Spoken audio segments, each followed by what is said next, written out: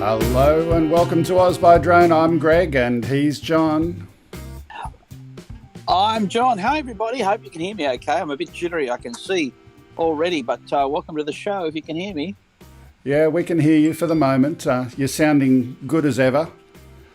So what's Thanks, been happening mate. in your That's world? good. We were talking about some stuff earlier and I was we said we wouldn't talk about some things, but can you talk about a public consultation thing that you attended? Is that something that you can? Yeah, our own parks, and usually they use all sorts of manned aircraft for doing that, but they're going to look at using drones for monitoring for illegal fishing in some of the marine parks around Australia, and lots of people turned up. 57 operators turned up to have a look at it, and it's a really exciting sort of job, I suppose. Okay. For many Oh, we are having people, some. it would be We are having some NBN jittery. issues. Max headroom. Max headroom. Maybe have a deck visit today. Well, I have to jump. Yeah, have a okay, deck visit. I will. See how we go. Look, while we're waiting for John to come back, let's talk about what we're doing today. So we've got John here, obviously, as a co-host. Lloyd's in the background. We've got James Tanner as our guest. We'll bring James in a little while. But let's start with the news and see if John's audio gets a little bit better in the meantime. Starting with the news. As always, OzByDrone News is brought to you by AirData UAV. Now, John and I love AirData. It really helps you to find problems before they become a real problem. Using it, you can discover under the hood information and review the early signs of problems before your next flight. If you want to try it out, it's free for a trial, or if you decide you like it a lot, you can use the code OzByDrone20 for a 20% discount. There is a link to their website in the description. So, have we got John back? No, he's still jittering today. You there? I'm still here, but I don't know how you can whether you can hear me okay. For some reason, I'm getting I'm looking for a good 4G connection. But look, jump Lloyd in if you need to at this point. Well, for the moment, he's not jittery. He's looking pretty smooth today. Right now, this exact moment, you're looking fine, but I don't know how you can say Lloyd is smooth. He's grumpy and hairy and prickly. But anyway, let's talk about our first story. Bite me. The first one today is DJI, of course, and we have spoken last week about the new DJI Controller. This week, Drone DJ spoke about this in some more detail. Let's have a look. Back in early January, we heard from a source who was close to the testing in Shenzhen, and he told us. He said, hey, DJI is working on a joystick-style controller for the FPV drone. The Swiss company had been working on a prototype. Now, the company seems to have gone silent. So then the next thing that came along was a DJI FCC filing. And you can see in this diagram, that object looks very much like a handheld device. In fact, it's kind of like this, except it's not Mastercraft and it's not meant to measure temperatures. So, yeah, interesting kind of things. We were speaking about it last week and thinking, it's something like the FT Aviator that we've seen before. If they've actually done something like that doesn't need all of the weird cables and things, I think it could be an interesting control option. Major Tom to ground control. We've lost John. Okay, let's throw Lloyd in the hot seat. It's no go for John today. Not hearing anything. Oh. Is anyone on there? Nope. You can hear me, can't you, Lloyd?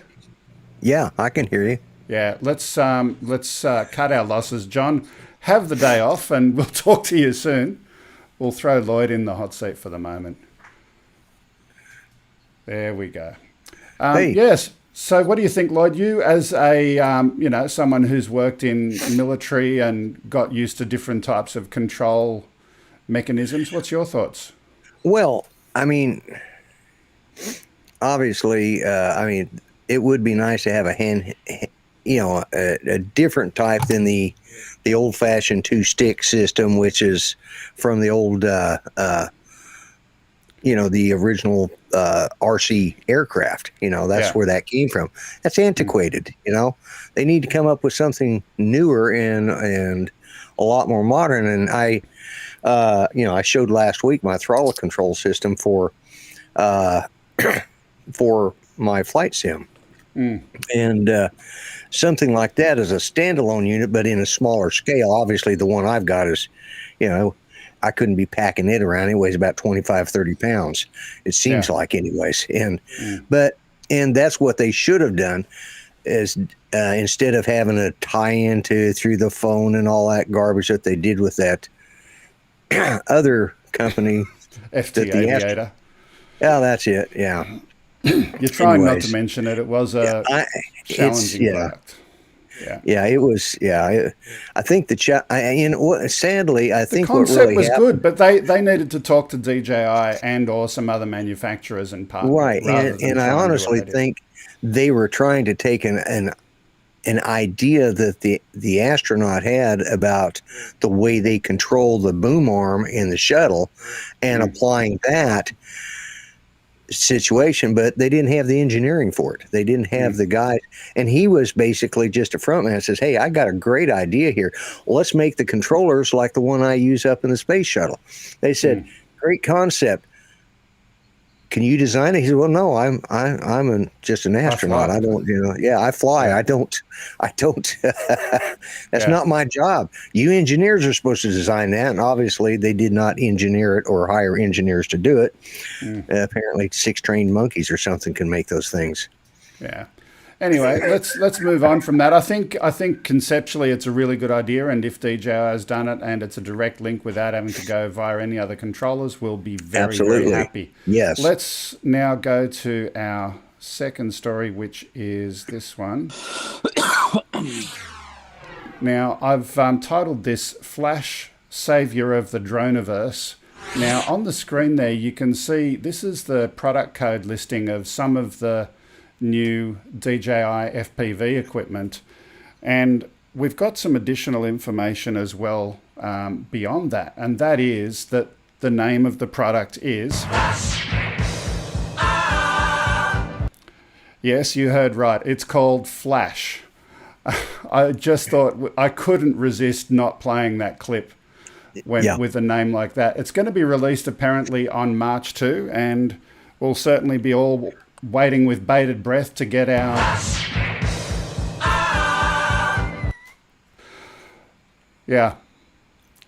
Lloyd. Yeah, I know. That of all the songs that Queen did, that's the one you had to play. And it's the name of the product. It's called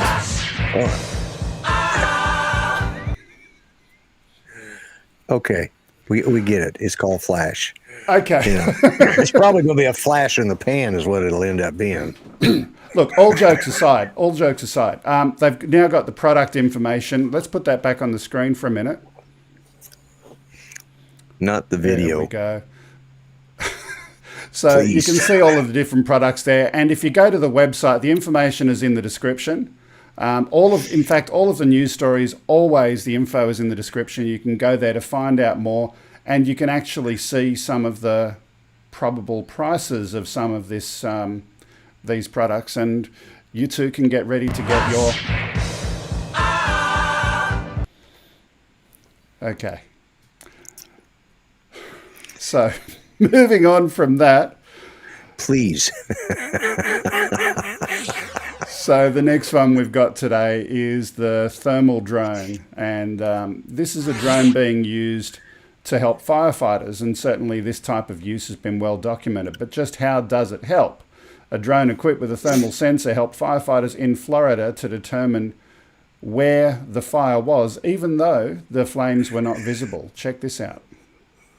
An overhead view shows smoke billowing from the roof of this Lauderhill home off Inverary Boulevard. And also this, a drone equipped with an infrared camera to pinpoint exactly where the fire is coming from. We were able to find the source of the fire in the drone. It was in the attic. It had not penetrated the roof yet.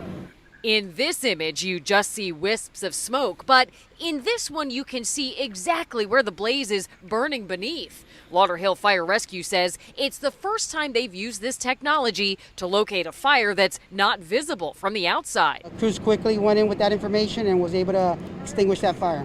According to rescuers, it was around 5 p.m. Wednesday when a worker on the roof noticed the smoke and alerted the homeowners who were sleeping inside. Thankfully, everyone got out safely, and although the house is badly damaged, we're told it could have been worse had crews not known where to go first. That is amazing right now. Just a few years ago, it wouldn't have existed, and who knows what other type of damage would have had to have done to the house to try to find the source of this fire. Yeah, so fire, using drones for fire. We've all seen about it and heard about it, these fire departments buying all of this equipment, but actually seeing right there was no flame on the roof and just seeing the hot spots there, absolutely great outcome. Yeah, they've been using that kind of thermal imaging for inside the house to find fires in walls.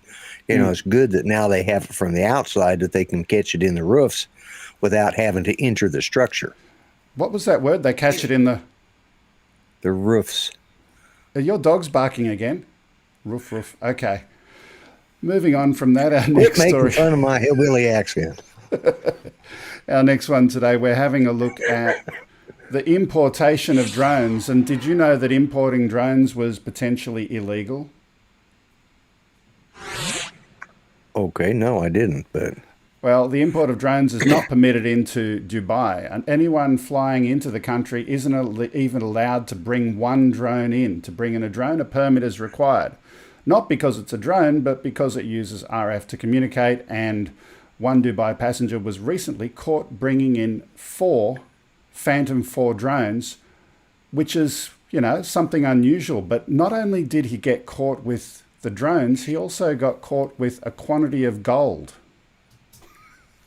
So he's had his drones and his gold confiscated going into Dubai. Why does anybody going into Dubai need gold? Don't they have all the gold and oil over there they need? Yeah. Why do they got to, why do you got to import gold? They got enough gold. Yeah, I don't know. But look, it's an interesting topic of discussion. There's been a few websites that I when I was traveling more in the past, it's what's always the problem good with to the check. RF, them using RF to communicate with? Is that because that's what most terrorist networks use to set off the roadside bombs, or? Well, there could be that, but most specifically, that's their specific law that they're breaching it under. So I'll take you back to the past in Australia. You couldn't import a telephone into Australia legally. An old rotary dial telephone, if you brought it in from another country and it didn't have, back then it was Austel, I think, an Austel mark on the bottom of it, you were breaking the law. Similar kind of thing, they haven't got that equipment licensed for the RF use, and that's the law that they're using apparently to prevent drone importation. Well, but also keeps down terrorism that way. True. But the message in broad terms is, before you travel, don't take your drone with you unless you've gone and done the check on the country that you're going to, what the laws are. Do you need a license? Do you need an import permit? I know that in some countries, and you know what? When we have our guest in a little while, we'll talk about the laws of bringing drones into the Philippines. That'd be an interesting one too. Also, remember never to pack your drones in your gold because you lose them both. Yeah, keep them separate always. Drones and gold, don't keep them together. Yeah. Okay. So you could have had John. Yeah, and I got you instead. Yeah, exactly. So the next one, speaking of John and BV loss, beyond visual line of sight. Now, before I actually read the story here, let me just say that the work that John was going to talk about, that fisheries work, was beyond visual line of sight, and it would require permits. But right now, this story, this is a BV loss flight, quite an extended flight. it's a 5-mile flight using FPV gear, not your average camera drone, but this is actually an FPV flight beginning to end. I don't know that I've seen too much in terms of long-range FPV outside of people testing, pardon me, people testing some of the new DJI gear, but this is an analog video, analog control, and then the actual, the main part of the screen that you're looking at is recorded from the GoPro, but you can see what the pilot could see down in the bottom right-hand corner. That's not too bad. That looks pretty nice. Yeah. Especially for analog. Yeah. So they've done a lot of work on their control systems to get the best range out that they could possibly get. And I did read in the article, let me just see if I can click on the article. Now, that was my dogs. Rough. I did read in the article over here. Let me get it back up. So some of the comments were, imagine your drone 5 miles away if you lost the controller. So they definitely had a beeper on the device if they did hypothetically lose it. But here's what's interesting. This is 250 milliwatts. Right, so this is still low power signal, but what they've done, and I encourage everyone to go and read this article and have a look at that, but some beautiful footage. It was challenging not only because of the signal and the long distance, but also it was an extreme flight. It was a chilly kind of a location, kind of like flying near your house at the moment by the look of things. And yeah, it was very, very cold. Yeah. So do go and check that out if you're interested in some long range flying. Now, at this point, I think it's time for us to say hello to our visitor and our guest. So, hello and welcome, Mr. James Tanner. Am I on? Yeah. Am I there? There we are. How are you doing? Hi, good morning. Magandang umaga. Magandang umaga to you too. Welcome and thank you for joining us. For those who haven't met you before, a quick little intro. James is coming to us today from the Philippines. He was originally from the US. He's a drone pilot. We've had him on before, and I've seen some great footage flying over volcanoes and all sorts of other things in the Philippines. So that's a quick little setting the background. He's also been recording the building of his house initially, and more recently the building of his pool, and we'll have a look at that in a few minutes. But let's quickly, I mentioned in the intro, in the news segment, about bringing drones into the Philippines. Can you tell us what do you have to do to bring a drone into the Philippines? Is there anything special? Well, I'm not going to be able to help you much there because the drone that I have here is one that I actually bought here in the Philippines. I bought it on the Amazon.com equivalent over here, which is Lazada.com. And the merchant that sold it came out of Manila, so I really don't have anything as far as that goes. I think it's not an issue. A lot of people do bring their drones into the country from outside, and I think specifically if you buy a drone like what you normally talk about a lot here is the DJI. DJI name brand, they have everything set up inside there for restrictions. When you download, they're always doing the updates on there for the flight restrictions inside there, so they know what the flight restrictions are in here. I don't think there's any issues as far as frequencies because I think the frequencies here. I don't really know if it has some type of a program inside for the actual, like if you have the OcuSync that does the wireless transmission between the controller and the drone itself.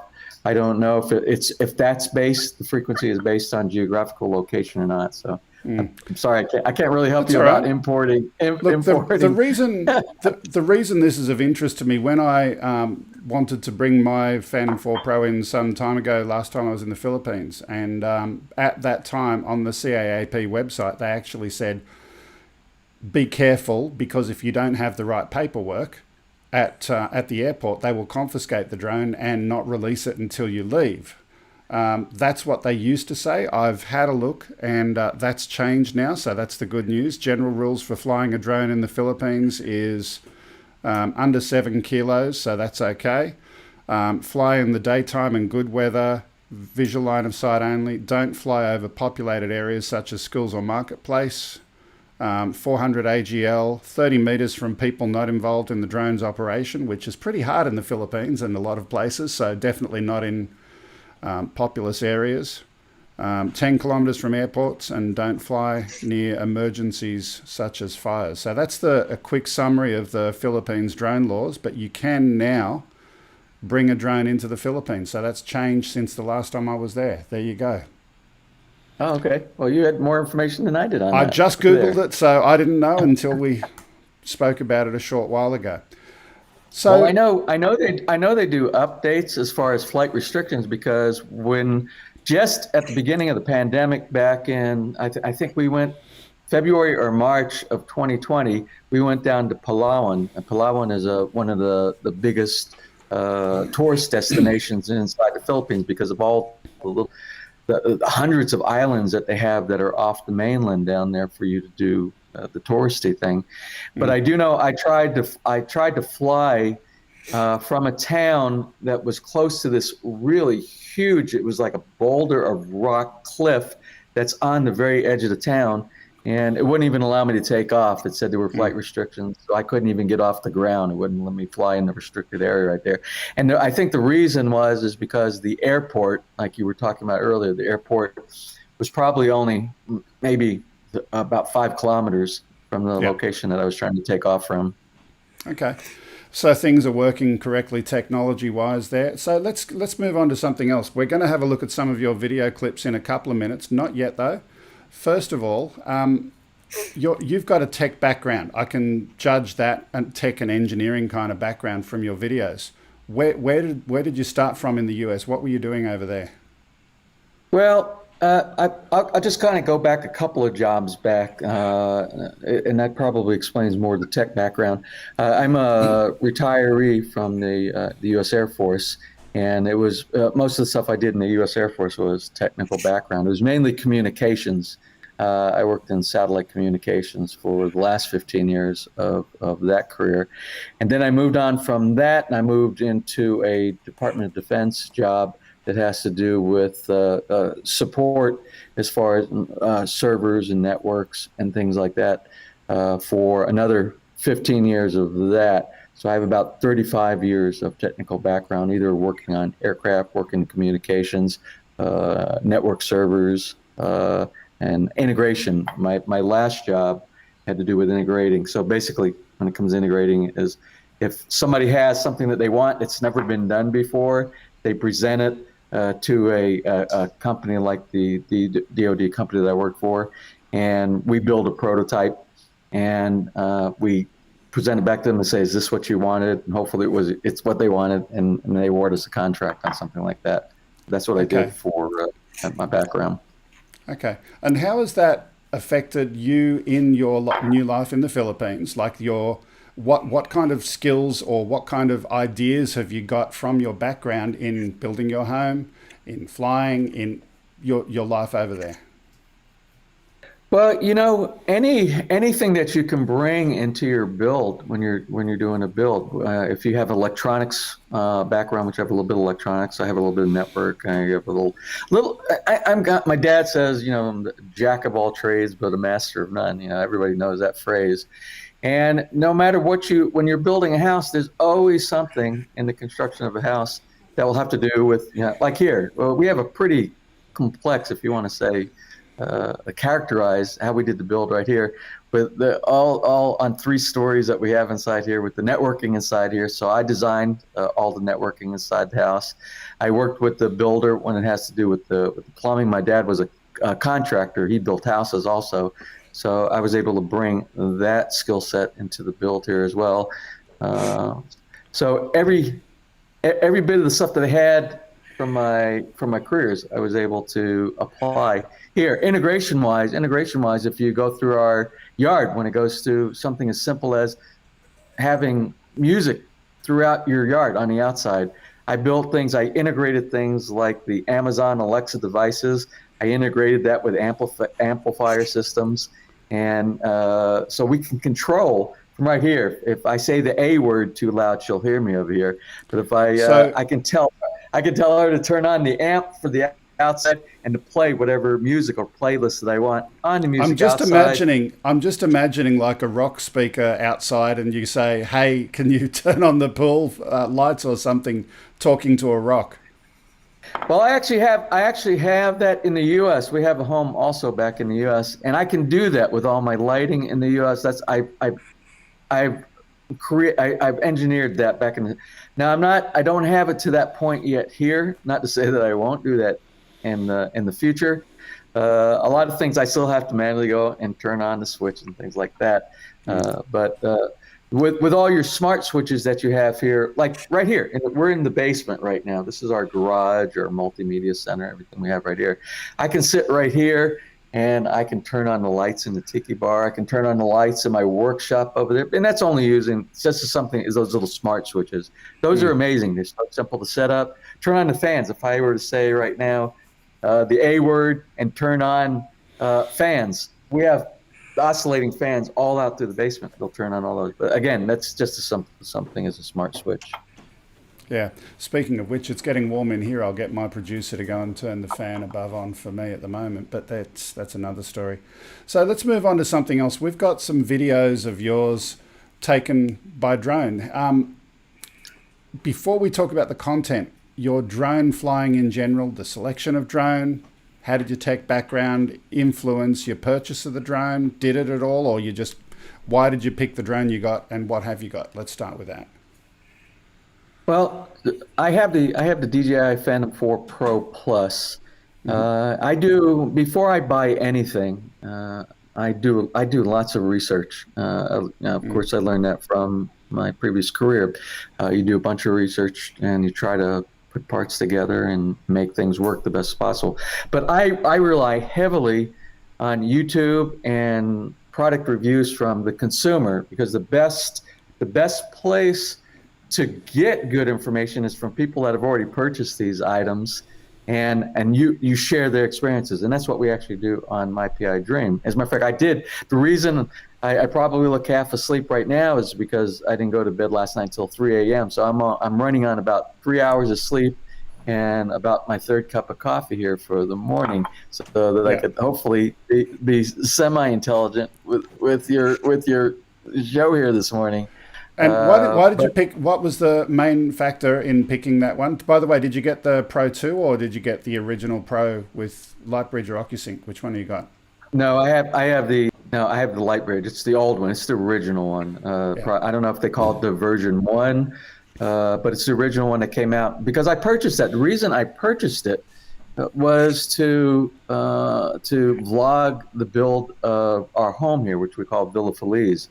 And I needed something that had really good video capture.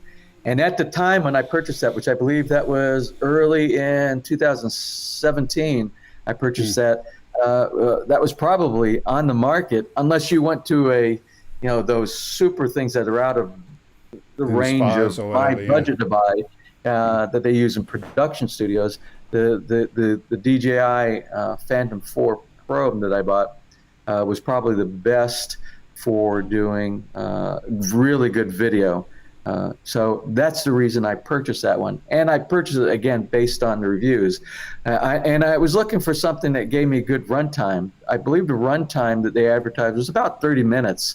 So you could fly and you could do about 30 minutes of runtime. I think I talked with you on maybe one of the earlier shows that you invited me on. And I said, I really wish I could have kept the firmware that came on the drone and not done any updates, because when it first came out, there were so few restrictions on this drone that I had, that now once you do the updates, you have height restrictions, you have all kind of crazy restrictions on there.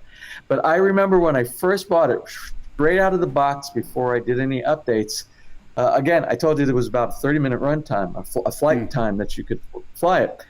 I could just sit right here at my house and go vertical, just fly vertical.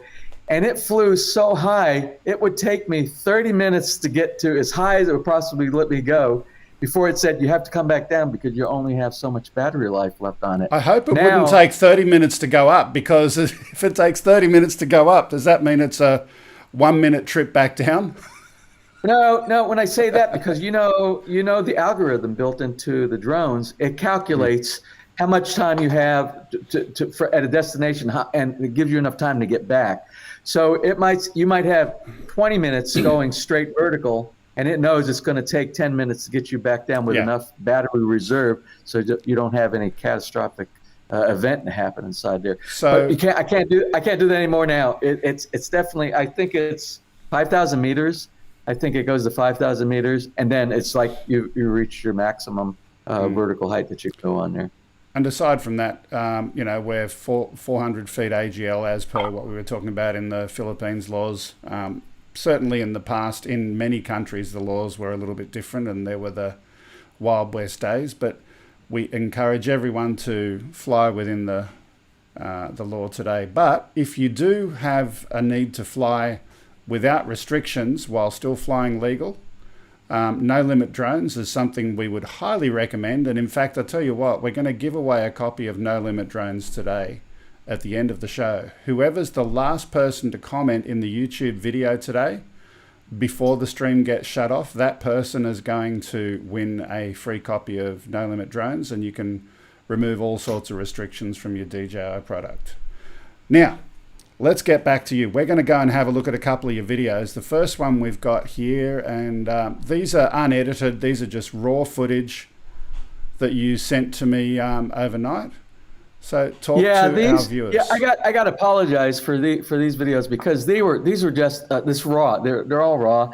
I didn't do any color correction or anything on here, which is what I normally do before I post a video. But this is at the very end of the build of our swimming pool project that we had. I think this is maybe the day before. I think this probably came out of maybe episodes 59 or 60, because 61 was the final where we put on a party with the crew, the construction people for the pool build. And it was a thank you for them doing such a fine job of our pool. As a matter of fact, the gentleman that you see there walking inside the swimming pool right now, that's the foreman, and he is the master of what made this pool construction such a success. And I worked side by side with him through the 61 days of the construction to get exactly what we want. You can see the pool isn't even full. It's never even been filled up with the water at that point right there. We didn't fill it up until that day. That was the day that we were filling up for the final. I wish I would have given you some really good videos of after and what it looks like as of today. The video that I posted early, the one that kept me up until 3 a.m. this morning, has to do with a product review. I did a product review of the Ego lawn and garden tools for the yard, and you could see, if you get a chance after and you have nothing to do, take a look at that, and you'll see how well everything is doing after the pool build. It's at the very beginning of the video for today's episode that was posted. Yeah. So people watching will see James's channel coming up in the chat periodically from Nightbot, so do go and check out his channel. So let me ask you this. Did the drone help you in the construction process, in the design process, or was it more a documentary process, or all of the above? It was all, I would say it was all of the above. It's an invaluable tool, whether you're building a swimming pool or whether you're building a house, because you can get into the nooks and crannies of places with a drone that you don't normally do unless you can really, if you have the ability to crawl. Most people who are building anything don't really get engaged with the builder and the workers, the laborers. And although I did with the build of our house and even with the swimming pool right here, I was able to get into places in both areas, specifically the house build, like the gutters that we had building in any of the penetrations to the roof. And you can see things and zoom in, because the camera on your drones are usually pretty high resolution, and you can zoom in and you can see details that you would never see until you had a problem with something leaking inside your house. But for specifically, since you're on the swimming pool right here, specifically what I use this for, I did a low level view of the ground, and I drew out from the drone picture that I had. I took a still picture and I drew out the actual design using the aerial view, using the drone, and that was what I presented to the Homeowners Association for my proposal for the build, to get the approval to actually do the build. And that's also what I supplied to the pool company, saying this is what the end result, what I want it to look like. And if you look at that, I don't have it here right now, and it would take too long for me to probably try to do that, to give you a share. If you look at what you're looking at right now, the original concept, which is nothing but my backyard with grass and my hand drawn using like a Photoshop type of a tool, is exactly what you see right there. It came out exactly what you're looking at right there. So it's the drone was an invaluable tool. Yeah, beautiful work. And James has got a lot of info on his channel about building in a different country. Obviously, he's living in the Philippines, but came from the US. If you want to go and check out all sorts of tips and tricks, and you mentioned a few minutes ago product reviews of some of the tools that you're using to do it, go and check out his channel. The link is being put up in the chat right now. But James, any last thoughts or questions before we move on with a few more news stories? No, I appreciate you inviting me onto the show, and I always have a good time. I have a good time on your show. I always like to see Lloyd. Lloyd's one of my favorite folks that you have on your show here. I love going on Art Show. I'm glad to meet up with you every now and then on Art Show. That's always a fun show.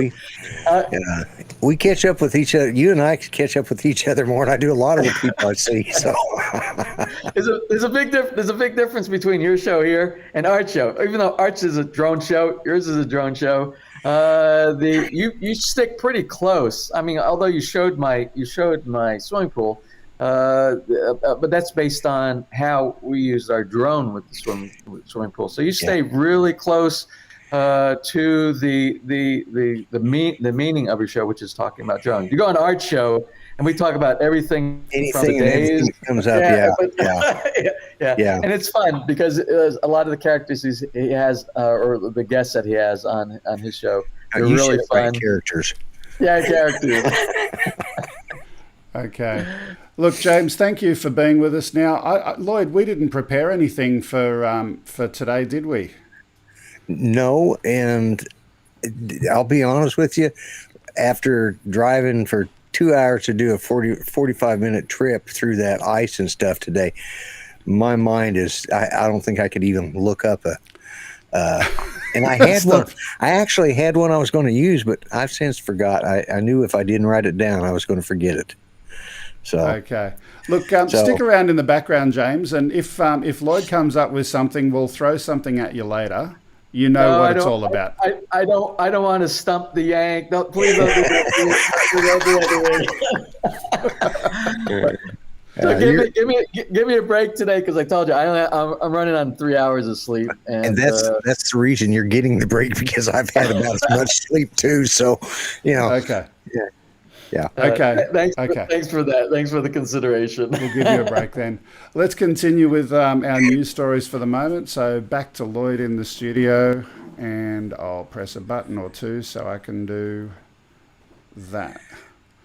Our next topic of the day is DARPA. For those who don't know, that's a defense research agency in the US. They've kicked off the development of a new missile-equipped drone called Longshot. What's a fish? What does a fish say when it hits a wall? I don't know. What does a fish say when it hits a wall? Well, unfortunately, I'm going to have to wait for the rest of it to pop up. Why did you pop that one up without the punchline? Because I'm waiting for Angela to put it up there. Anyway, DARPA has kicked off the development of a new missile-equipped drone called Longshot. Usually I wouldn't like to call my project Longshot, but anyway, that aside, the unmanned vehicle is intended to be launched from the air from a carrier vehicle, with the agency enlisting the services of 3 defence contractors to get the program off the ground. The goal is to create an unmanned drone that can help keep valuable aircraft and their pilots out of harm's way. There's the punchline. Oh, that was bad. What does a fish say when it hits the wall? Damn. Or damn. Depending. Moving right along. Let's move right along. Have we got any video for that one? No, didn't have a video with that one. So look, an interesting project nonetheless, long shot project. Moving on from that one, the reconnaissance drone I've got here is this story. We've seen videos where Skydio drones deftly avoid telephone wires, except if you Ken Heron flying it, because then they still hit the telephone wires, but for everyone else, they avoid the telephone wires. The Skydio X2 is a robust drone designed for rugged enterprise and first responder work, is in consideration for use by the US Army. The military has moved the drone into the next phase of a program where it's assessing the drones for reconnaissance and surveillance activities. It offers a sweeping 360-degree field of vision, allowing the pilot to quickly hone into an area of interest within a much wider scene, with other key features like thermal vision, extended flight time, and secure data transmission capabilities. We've got a clip.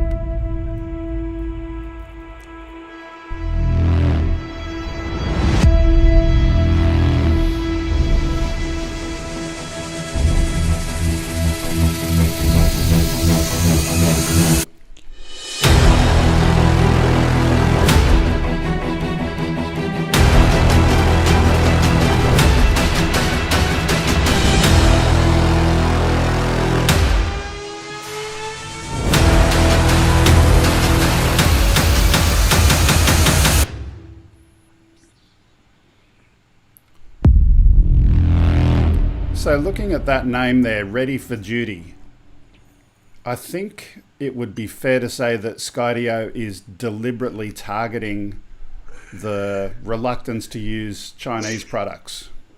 That's definitely a force multiplier. Thanks, Lloyd. Yeah, it is. But what do you think? Are they targeting DJI there? Yeah, because it's definitely, it's basically saying, well, you guys lost a contract because we're going to pick up where you left off and move on. Yeah, I noticed at the end of the article it's talking about secure data transmission capabilities, which was one of the biggest challenges with a lot of the DJI products.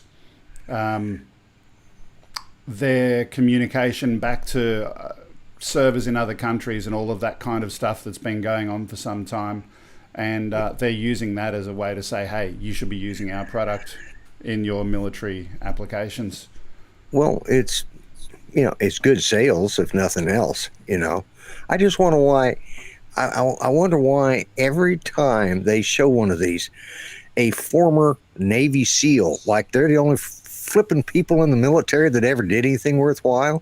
Sorry, Navy guys, but I'm tired of hearing about the SEALs. What about the Spec Ops that the Air Force has, or the Airborne Rangers and all that? It's always a Navy SEAL. Let's have some. SEALs are on the water. They don't need a drone. Anyways, just my humble opinion. Lloyd, you've got a fishy opinion. Anyway. Next story we've got here, and this one I think is quite amusing.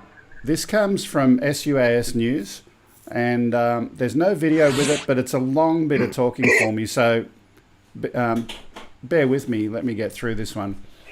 Once upon a time, cars had a public perception problem. They were really disliked. Streets were for pedestrians, horses, and handcarts, back when you were a child, Lloyd. The law was very much on the side of people on foot, most especially children, as many as them had been killed by motor cars. That all came to a head in 1923 when 42,000 Cincinnati residents signed a petition that would require all cars to have a governor, limiting them to 25 miles per hour. Today is no different. Counter-UAS manufacturers are often pushing frightening frightening. Frightening? Yeah, frightening. They're often pushing frightening narratives to affect airspace change and system integrations that only serve to enrich their shareholders.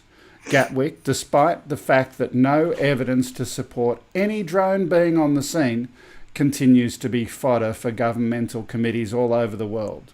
Systems with big antennas and guarded red switches always look good, and you've got to have a few flashing lights as well. But let's look back to cars. Cars have come a long way. Our views were systemically and deliberately shifted by the automobile industry, and as was the law itself as well. So the question is, what will the future look like for drones? Car manufacturers enlisted Boy Scouts to hand out cards telling pedestrians how to cross the road safely. In 1924, 600,000 cards were handed out in New York alone. So what do we need to do to educate the masses about drones?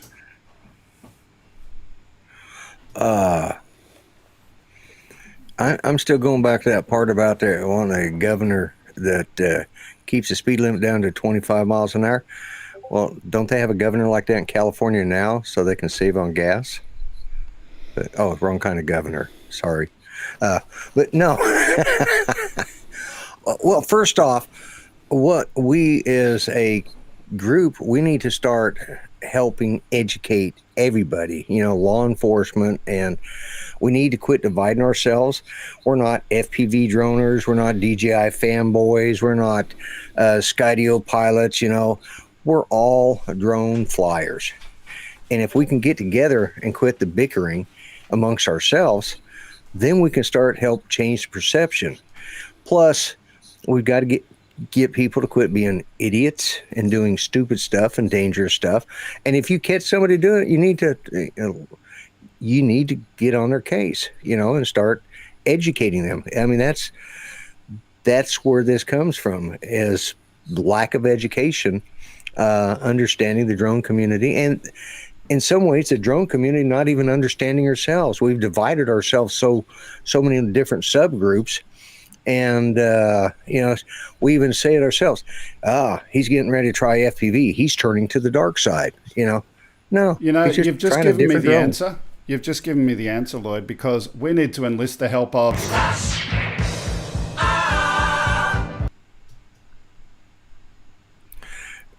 I can see this as, I'm starting to understand how Jeff Sills feels on the news. God, I hope this isn't going to be my bird is the word. I'm scared that it is. No, well, it is. It may well be, but regardless, you have to admit, right? A superhero name for the drone, the Flash. You've got on TV now, the Flash is a separate TV series. You've got Flash Gordon. I think that could be a positive thing, that people could turn it around even subconsciously to use some of that messaging for the new... Okay. The problem is with that particular song, I think of another Gordon show that we won't talk about on this show. I'm not sure what I know, but anyway, we'll talk about that later. His name wasn't Flash, it was Flesh. But anyway. Oh, okay, moving right along. G-rated. So let's move to our next topic over here. Moving right along. Moving right along. Speaking of DJI, and for some reason the title wasn't rendered, so I've now got to wait for the little hourglass thing to go around on my screen before I can press the button. There we go. Got there. So an FPV pilot in Serbia wanted to know how digital lag impacts flight. This video includes a local recording together with a goggle view to allow you to see the relative lag. What was the verdict? The pilot said that flying digital inside this bando felt like playing a video game at 30 frames per second with VSync turned on. You see everything clearly, but you feel this big, hefty latency behind you. But if you go with it and fly around it by thinking ahead in terms of where your quad is going in your line, and it's completely doable, he says, and even a little fun in a balancing act sort of way, but not as comfortable as flying analog. So he's flying in a bando initially when he starts over there, and you can see him going through some of these holes and things. You've got to know in your head the geometry of that building and know exactly where you're going before you see it in front of you, is I think what he's trying to say. So there you go. Interesting to have a look at, and I encourage everyone to go and click on the link in the description to check that out in a little more detail. Have you ever done the FPV flying, Lloyd? Have I ever done what? What? FPV Any flying? Oh, no, God. I can barely get my Mavic Air off the ground without shaking, thinking about, no, there's no way. Especially with what those things cost. I'm too cheap. Do you think you will have a go when you get the...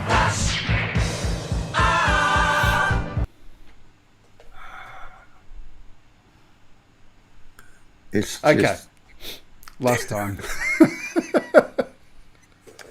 Sorry, Lloyd, I just couldn't resist. Oh, my God. Yeah, I deserve it. Yeah, our I last one.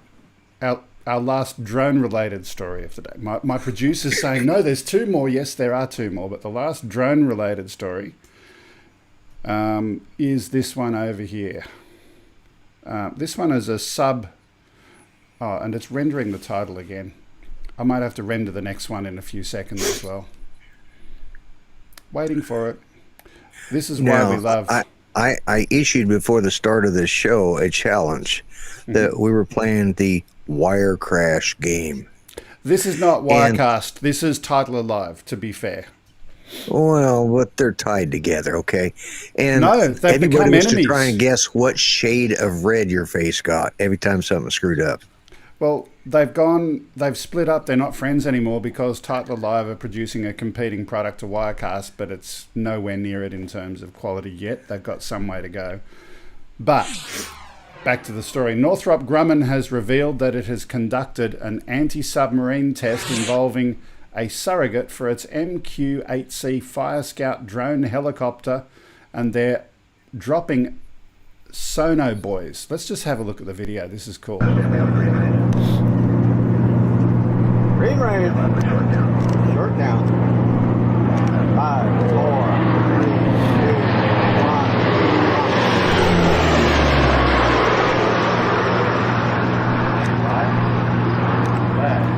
1. So they're supposedly going to drop these with their drones, but they're testing it from an aircraft for the moment. But have a look at these devices. Have you seen anything like this before, Lloyd? I mean, you've been in the military. Yeah, no, I can't say that I have. That's... Wow. That is cool. Multi-stage deployment, and certainly there's a lot of different applications I can think of in terms of underwater sensing and environmental uses of some of this equipment, for example. Modified depth charges. Well, there is a little. There is, yeah. Yeah, anti-submarine. I mean, that's Oh, look, it's a submarine catcher. It's a fish net for submarines. What in God's name is that? My wife is just saying it looks like a fishing net. Yeah, you could use it for fishing. Yeah, there you go. Yeah. Look, an interesting story. It didn't give much detail in terms of the actual underwater apparatus. It was talking more about the technology of being able to drop these things from a drone, but I just found it fascinating. Yeah, that is an awesome setup. Yeah. So we've come almost to the end of our show. Now, there was one more clip that came in that the actual topic of the clip had nothing at all to do with drones, but it mentioned a drone somewhere else on one of the links on the page. But nevertheless, the video itself I wanted to share because it's definitely Australian, and I titled this Blue Ouch. Terrifying video that we're looking at here, and we'll press play on that now, shows a deadly blue-ringed octopus lurking in a rock pool at a popular beach. Now, the fatal bites of these particular octopus can paralyse within 10 minutes. Robin Dempster spotted one in Australia's most venomous creatures at Edwards Bay near Balmoral Beach in Sydney's North Shore. Mr. Dempster and his son were exploring the rock pools at the north side of the bay when they saw a distinctive flash of colour before the octopus appeared from under a rock, and they filmed it. These things are particularly nasty. If there is no anti-venom available for them at all, basically if you get bitten by one of them, you need to have someone keep you on life support. And if you make it to 8 hours, you apparently can recover from them, but you've got to get on life support within a very short period of time. So welcome to Australia, everyone.